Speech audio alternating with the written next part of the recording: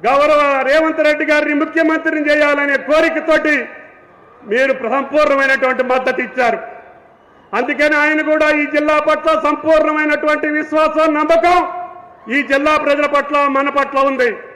ఈ జిల్లా ప్రజాప్రతినిధుల యొక్క కోరిక మేరకి సీతారామాని అతి కష్టమైనటువంటి సీతారామ ప్రాజెక్టుకి ఆ రోజు నిధులు సమకూర్చకపోయినా బట్టి గారిని, శ్రీనివాసరెడ్డి గారిని, ప్రజాప్రతినిధులందరినీ ఒప్పించి మెప్పించి ముఖ్యమంత్రి గారు ఇంకా 4-5 వేల కోట్ల రూపాయలు అవసరమైన సీతారామాని పూర్తి చేస్తాము, ఈ ఉమ్మడి జిల్లాని సస్యశ్యామలం చేస్తామని చెప్పి 20,000 కోట్ల రూపాయలు ఈ సీతారామకి శాంక్షన్ చేసినటువంటి వ్యక్తి మన ముఖ్యమంత్రి రేవంత్ రెడ్డి గారు అని చెప్పి మీకు ఈ సందర్భంగా మనం చేస్తున్నాం.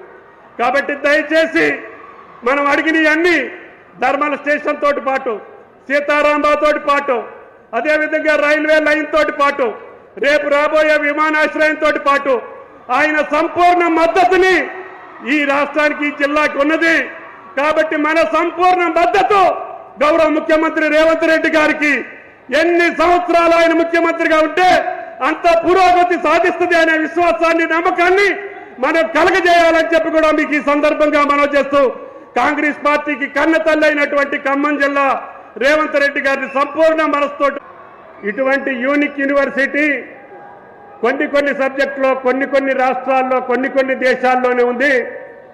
కానీ గౌరవ ముఖ్యమంత్రి గారు ఈ జిల్లా ప్రజాప్రతినిధుల యొక్క అభ్యర్థనని, ఈ జిల్లా ప్రజల యొక్క ఆకాంక్ష మా ఉమ్మడి జిల్లాకి విశ్వవిద్యాలయం లేదు అని భావించి ఈనాడు మనందరి యొక్క అభ్యర్థన మేరకి ప్రపంచంలోనే ధీటుగా ఉండేటటువంటి ఈ భారతదేశ యువతకి మార్గదర్శకంగా ఇదొక ప్రపంచవ్యాప్తంగా వర్ధిల్లేటటువంటి ఒక విశ్వవిద్యాలయాన్ని ప్రసాదించినందుకు భారత యువత తరపున, తెలంగాణ ప్రజల తరపున రాష్ట్ర ముఖ్యమంత్రి గారికి ప్రత్యేకంగా ధన్యవాదాలు తెలియజేస్తున్నా.